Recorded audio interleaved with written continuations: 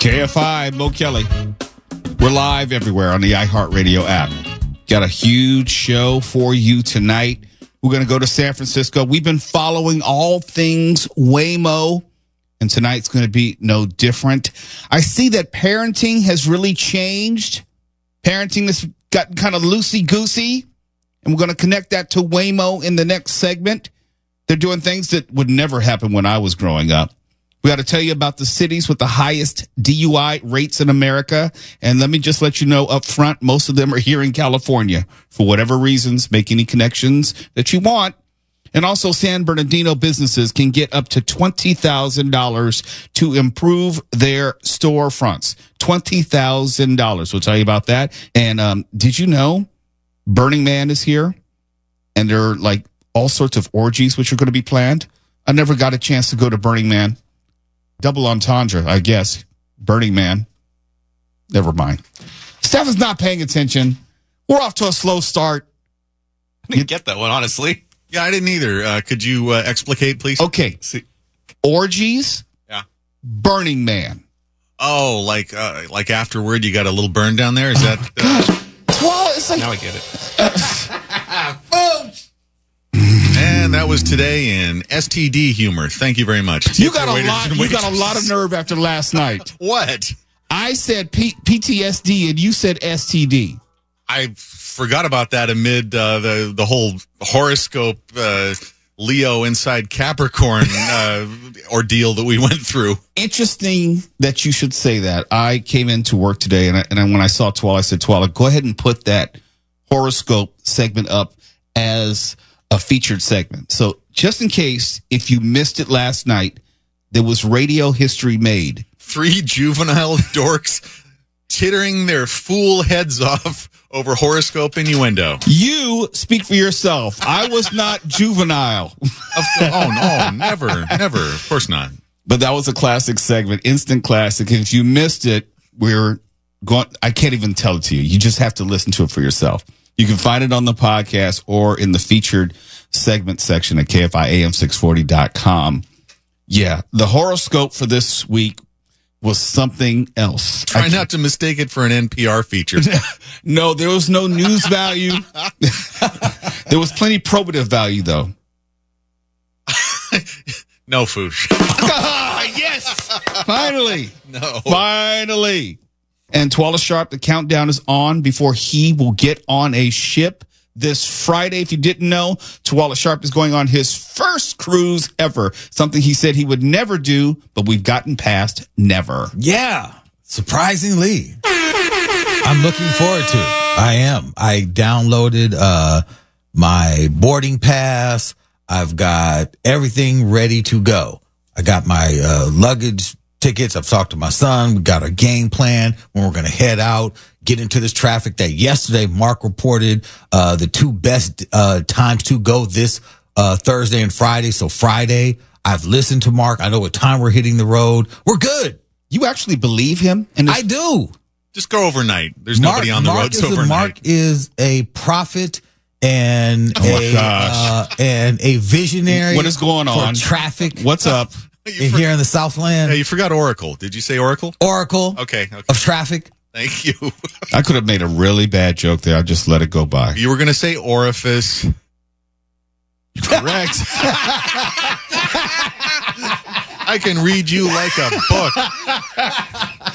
And we're off.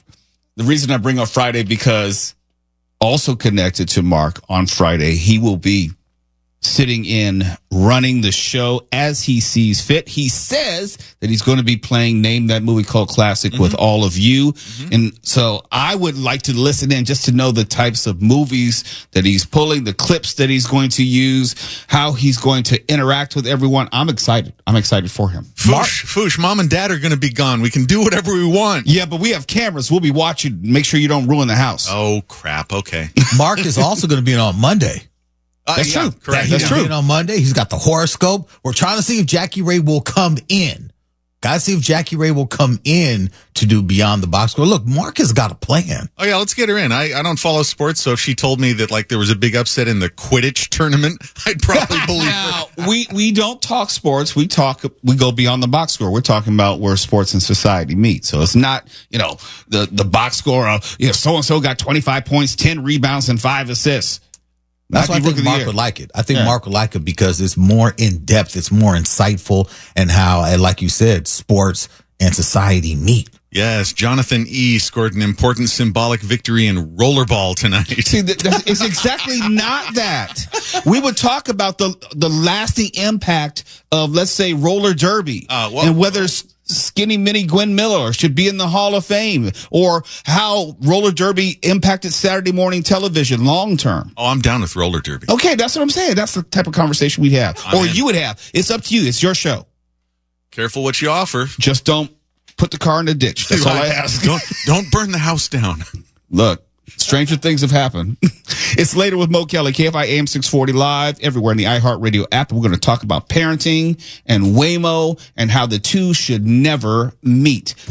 You're listening to Later with Mo Kelly on demand from KFI AM 640. Waymo is something incredible to me. The whole idea of driverless technology, autonomous vehicles, how they are taking over many aspects of our life. It was just commerce. Now it's coming in to be general transportation. We're having school buses replaced on some level by Waymo. But let me just back up for a second. When I was a kid, I know it was a long time ago, but this is how much the world has changed from where I sit. When I was a kid, of course, there was only the bus to get around. And when I went out, I had to check in with my parents every hour or two. That means finding a landline, calling home, letting my parents know exactly where I was. I mean, I wasn't always truthful, but I still had to call. They didn't have caller ID. So if I said I was around the corner, that meant I was around the corner for all they knew.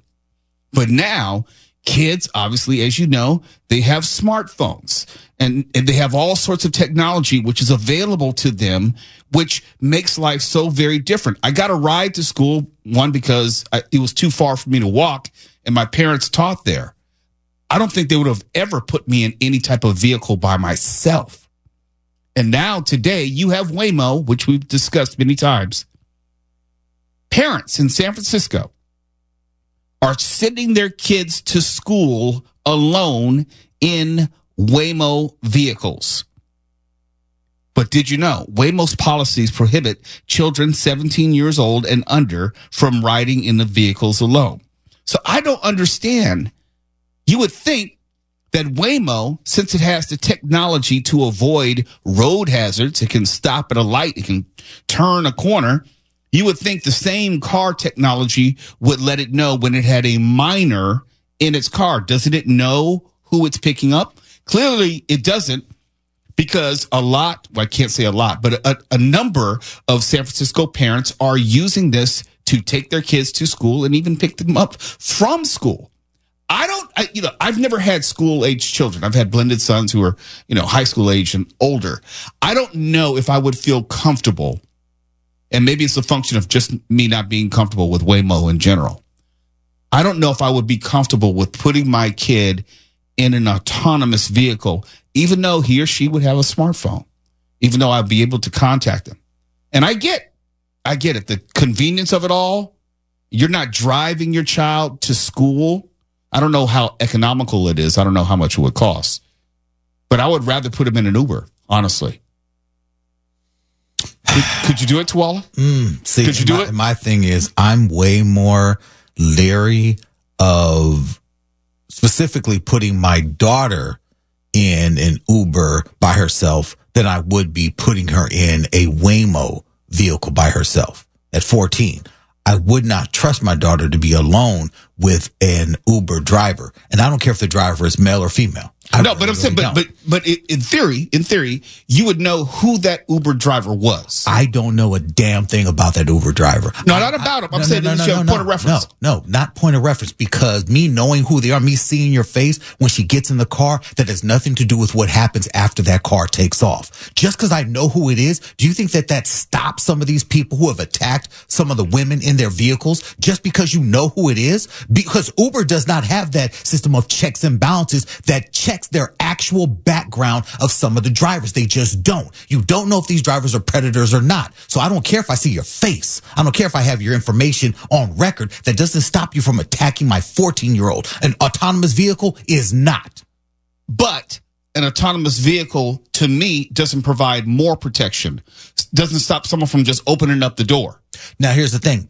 From my understanding, from how Waymo operates, period, you cannot, while the vehicle is in transit and moving, you cannot just open the door from the outside. You cannot. The people on the inside can open up the door, but you cannot come up to a Waymo and just open up the door while it is in transit.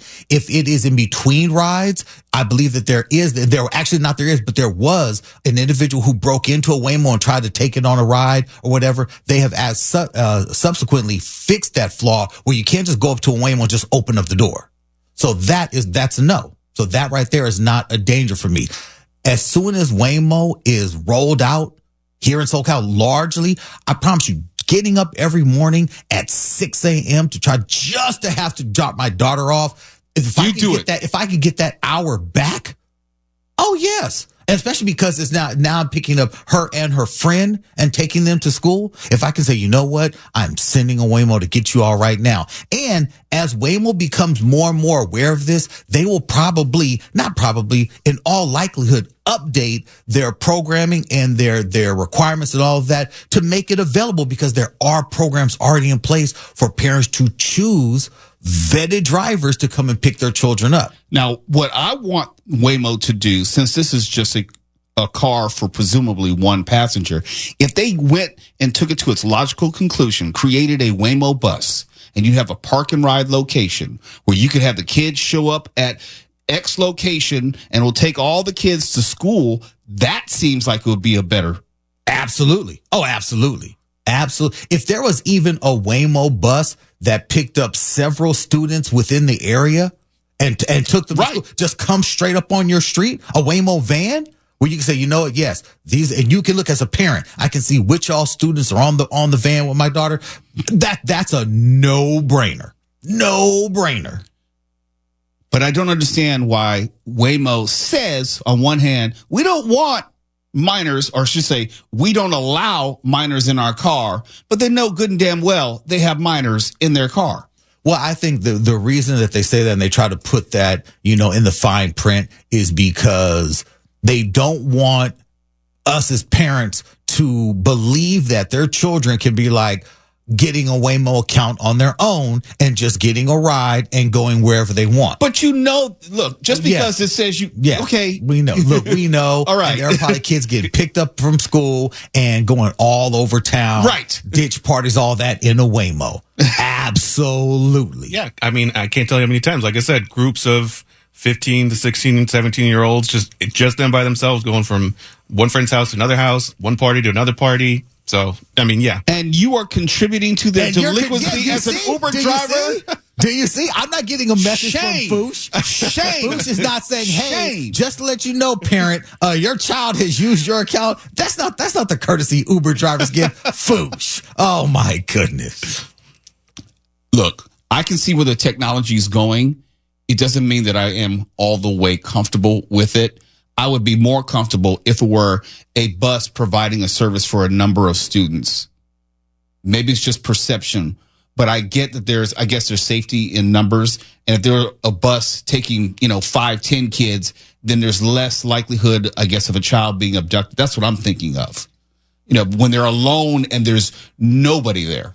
Well, I'm thinking if the Waymos are dropping the kids off at school, like in the morning, when I drop my daughter and her friend off, it is in the drop-off line, and there are someone outside in front of the school because there are buses there and a bunch of different parents. So if me as a parent orders the Waymo and says, "Hey, this is the location, you're dropping them off in front of the school," I'm okay. I would be less okay with a child being able to manipulate the ride and say like, yeah, drop us off on the corner.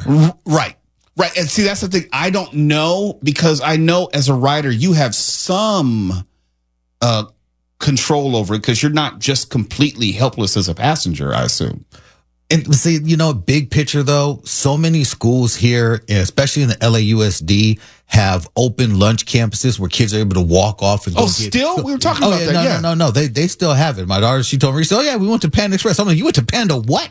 Yeah, me and a group of friends. Telling too much information. Open lunch. We went to, so that's why I'm like, wait a minute. And that's just what it is now in high schools all over SoCal. So the idea of a Waymo taking them versus, them leaving campus on their own, Hey, Mark, I do need the record to reflect that once again, this story was given to me by Tuala because of yes, Big Waymo. Very suspicious.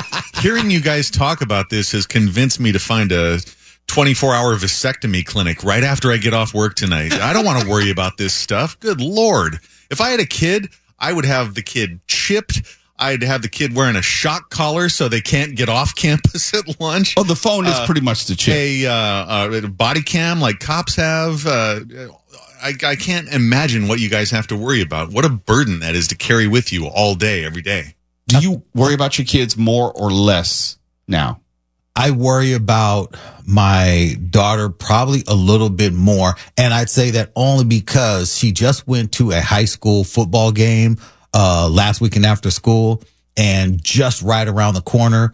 This is in the news. This was at Granada Hills. One of the kids at the school, they went around the corner to the Rouse or whatever. I don't know what they were doing. I didn't read the story, but I know that young man was shot, and my daughter and her friend, they passed by the group of people that were on their way who were looking for whatever. So I'm like, you know what? And it was like, after that, I was like, oh, never again. You will never do anything at Granada Hills. We won't even drive by the damn school anymore. So yeah, I worry a little bit more. Mark, last time I saw his daughter, she had come to the office and she was wearing makeup, and I had never seen her in makeup before. Oh. And when I saw her, I instantly thought, oh gosh, Tuala's probably having a difficult time in life about now. Here's what you do, Tuala. Sew some of those Apple tags under her flesh.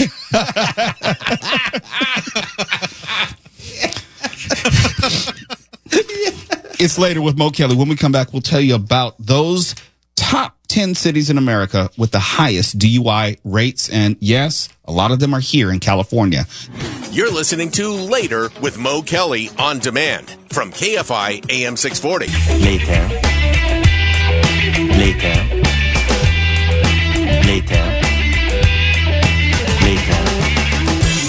KFI AM 640. It's Later with Mo Kelly. We're live everywhere on the iHeartRadio app.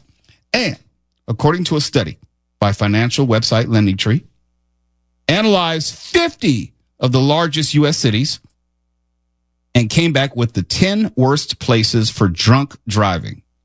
And guess what? They're all in North Carolina and California. All 10. North Carolina, California. I don't know why North Carolina. I don't know. I'm just going off the list. Okay? So let's hurry up and get this bad news out of the way. Coming in at number 10 of the highest DUI rates in America.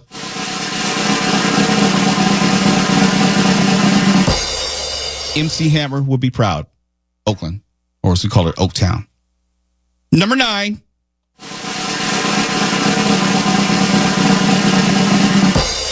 Charlotte, North Carolina. Number 8 of the top 10 cities in America relative to DUI rates.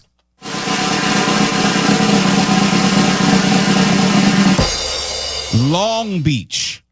That's kind of surprising to me because it's not like, yeah, there's some spots down on the water, what have you, Pine Avenue, but it's not like that big bar community that I would see in other cities that I'd be more expecting to see or, having issues with drunk driving. But Long Beach, number 8 in America. Here's number 7.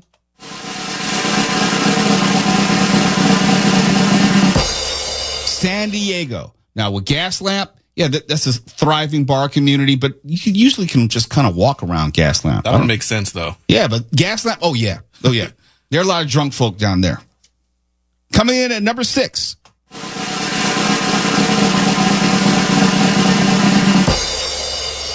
Fresno. They're drinking just because there's nothing to do. Yeah. There's nothing in Fresno. Absolutely nothing. Except for maybe Kiana, who's probably mad at me for saying that. Coming in at number 5.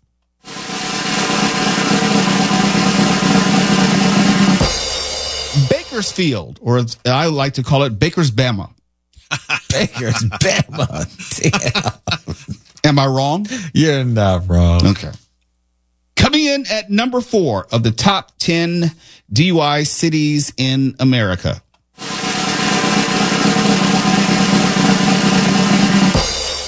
San Jose usually makes its way onto the list. Yeah. Remember, San Jose is like one of the most expensive cities in which to live in the country. And now it has the most DUIs. I guess that's kind of hand in hand. One of the best places for women to get jobs. Yeah, right. All that. Highest salary per capita. Right. Coming in at number 3 of the top 10 cities in America, highest DUI rates.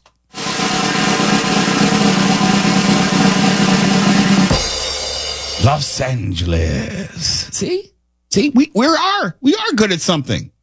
We're top 3 in the nation. Top 3. We drink and drive. Number 2.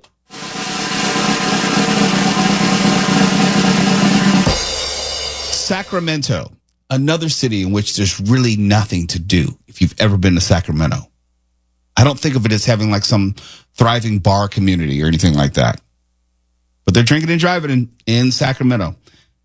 And coming in at number 1, the top city in America with respect to its DUI rate. Raleigh, North Carolina. At least California did not end up at the top of the list. And this is DUIs per 1,000 drivers. Raleigh has 1.46 DUIs per 1,000 drivers. This actually makes total sense because of the fact that all of these cities, well, maybe with the exception of Long Beach. Well, not even Long Beach.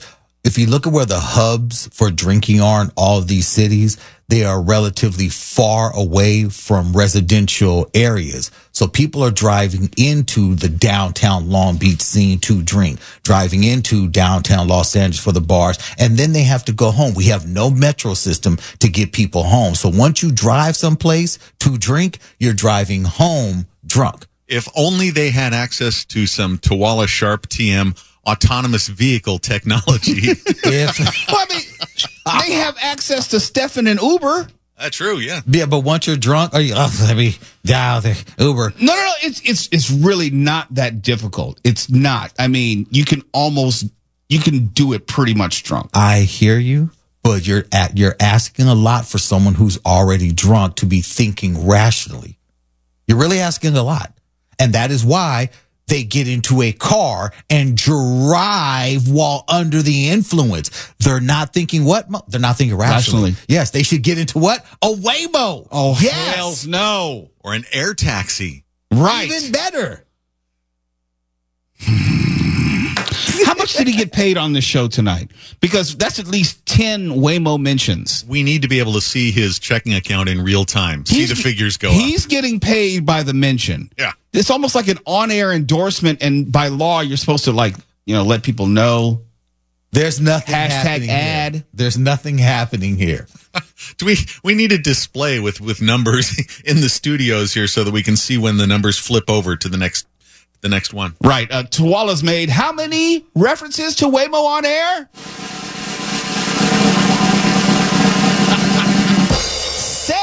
17. Like they're not using the display from the Jerry Lewis telethon anymore. We could get that. Let's turn around and check the tote board. Yeah, exactly. It's later with Mo Kelly. You earned that, Tawala. You know that, right? KFI AM 640 live everywhere on the iHeartRadio app. And when we come back, we're going to go all the way to San Bernardino. Businesses out there can get $20,000 to improve their storefronts. That's next. You're listening to Later with Mo Kelly on demand from KFI AM 640. Let's go out to San Bernardino. Businesses in various yet prominent San Bernardino commercial corridors may apply for grants up to $20,000 to improve, I guess you could call it their curb appeal, under the city's new Paintbrush Program. The application window opened yesterday on Monday. And with the funds, local business owners could use it to improve awnings, sidewalks, exterior features, windows, signage, lighting, landscaping, just about whatever. But the improvements must enhance or restore the exterior physical condition or appearance of the business. You can't use it for something inside. You can't use it for, if it's a restaurant, you can't use it for a new refrigerator. You can't use it to redecorate, the lobby way. You can't do that. But if you use it, it must be for something which is visible from the public right of way. And this is what the city has said. Businesses open before March 2020 are eligible up to $20,000, while businesses which opened after March 2020 are eligible up to $10,000. And these grants are available on a first come, first serve basis. And if you're already champing at the bit and you want to get in on this, you can go to San Bernardino City.org/paintbrush program. That's sbcity.org/paintbrush program. Or you can email econdev@sbcity.org. That's ECONDEV@sbcity.org. And it got me thinking, we used to do a Small Business Saturday show on our program, the Mo Kelly Show. Now it's been taken over by Twala Sharp with Soul Cal Saturday. He goes above and beyond, highlighting and honoring local businesses. And I wonder how businesses manage to do it these days. Yes, I'm quite sure there's an online component, but to have that brick and mortar location and having to worry about signage, having to worry about curb appeal, making sure that there's foot traffic.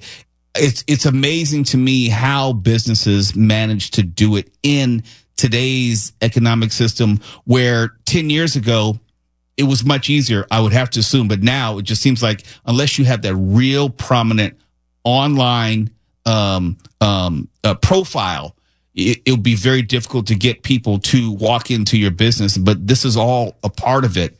You have to have that curb appeal. You have to be there in a way that people are going to find you. People are going to notice you. And if they're giving out $20,000 at a time, yes, you should do everything you can to get it. The city council has set aside a total of $1 million in federal COVID relief aid to fund the program. So if you're wondering, like, what are they doing with the leftover COVID money?